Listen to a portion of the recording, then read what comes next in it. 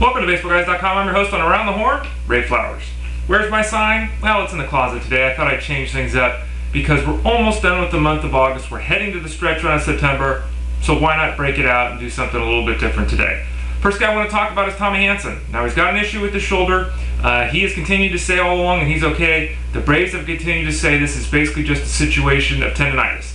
Now, he had a throwing session the other day. He cut short after 9 pitches. He's going to be sent for further testing. The team and the players still believe it is just that tendonitis. They want to make sure that everything's structurally sound there. Can't count on him, obviously, in the month of August. It's looking like even a return in early September might be a bit questionable, but hopefully we're looking at 10 days, something like that, to get Hanson back out on the field. Again, all expectation is that this latest round of testing is going to come up with nothing. It's just tendonitis that's bothering him in that shoulder.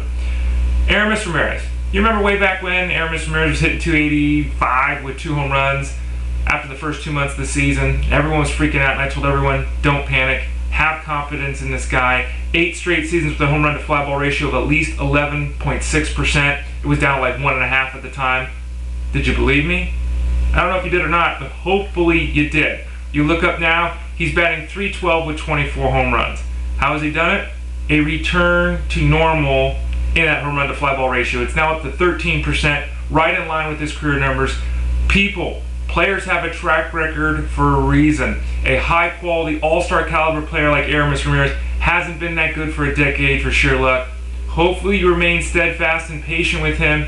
He's been fantastic since that tough start to the season. In fact, he is absolutely killing it. One of the hottest hitters in baseball since the All-Star break. Aramis Ramirez, look back at those numbers at the end of the season and forget completely that he hit 2 home runs the first 2 months of the year. Waiver-wire process. I wrote about it yesterday at BaseballGuys.com and waiver-wire claims.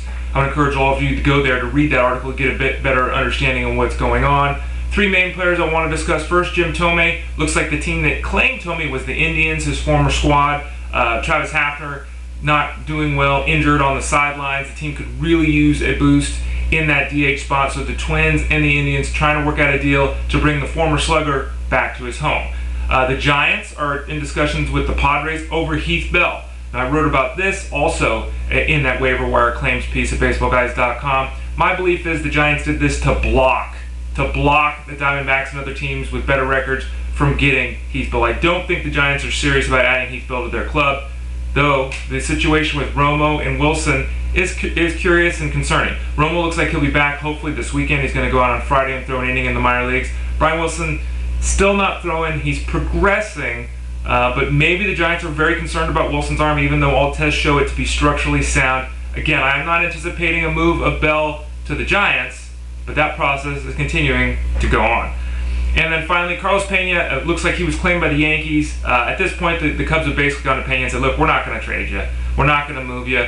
A substantial portion of the money that's owed Pena this year has actually been deferred, so it's not even something that's necessarily on the books right now. So even though he's got that 1-year, $10 million salary, clearing him out at this point doesn't really save the team any money. They're hopeful, if you believe reports, of bringing Pena back next season, again, to play first base for the Cubs, so it doesn't look like he's going anywhere. So Jorge Posada owners and Jorge Posada, you can breathe safely for now, at least until Jesus Montero is called up, if you're the Yankees. Carlos Ruiz. No one cares about Carlos Ruiz. Not much power, doesn't steal any bases, doesn't drive in a whole bunch of runs, doesn't score a lot of runs. But I tell you what, if you want a catcher that's not going to kill you in the batting average category, and if we're talking about second catchers here, that's a really good thing to be targeting in a deep mixed league. Carlos Pena's your guy. In each of the last 5 games, he's had 2 hits. Phenomenal run of success for the catcher. It's also pushed his average to 275 on the season. Now, dating back to the start of last year, to the start of the 2010 season, amongst all catchers in baseball that have 700 plate appearances, guess where the batting average of Carlos Ruiz sits amongst all catchers? Second, folks. The only guy with a better batting average, minimum 700 plate appearances since the start of 2010, is Joe Mauer with a 314 mark. In that time, Carlos Ruiz has hit 289. Take a look. He could be on your waiver wire if you're in a 1-catcher league especially. And again, 5 straight games with 2 hits. It's on fire right now. Matt Wieters is another backstop, another guy who's probably failed to live up to expectations. His on-base percentage, his slugging percentage, his batting average this season are almost mirrors of his career numbers. So you might look at his season and think he hasn't shown much growth, but in my opinion, he has shown some growth. He's learned to work the count. He's got an on-base percentage of 380 in the month of August. He had a 4-walk game at one point, so he's doing a better job with that. He's also hitting over 300 for the month of August. He's already got a career high in home runs at the 13. He's got a career high in runs scored with 53. He's only 8 RBIs off his career high in that category as well of 55. Slow growth, not what we expected when Wieters entered the big leagues, but again, a solid season. And don't forget, he's still young. Oftentimes catchers do take a few years to develop their stroke at the big league level. I still think he's quality and capable of being a catcher one for many, many years. And then finally, Crawford. Yeah, Crawford. I was 100% right with my call this year about going with Ryan Braun 3rd overall. Could have actually moved him up even higher. The call to go with Crawford at 6 or 7 hasn't turned out well. We all know that at this point. There's no chance of him returning to the level of productivity that we used to seeing, at least in the season-long numbers. But there are signs that he's finally back to being the Crawford that was signed to that massive deal by the Red Sox. He's batting .294 in the month of August with an .820 OPS. For his career, .293 batting average, .774 OPS. Again, basically he's the hitter he's always been in the month of August. Hopefully he can continue that in the month of September. Don't forget, this man is an elite talent who has had a dreadful season, no doubt.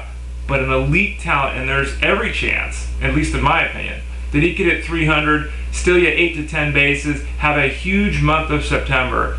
Don't give up on Crawford. He's got a current 7-game hitting streak, and things are finally trending in the right direction for the Red Sox outfielder.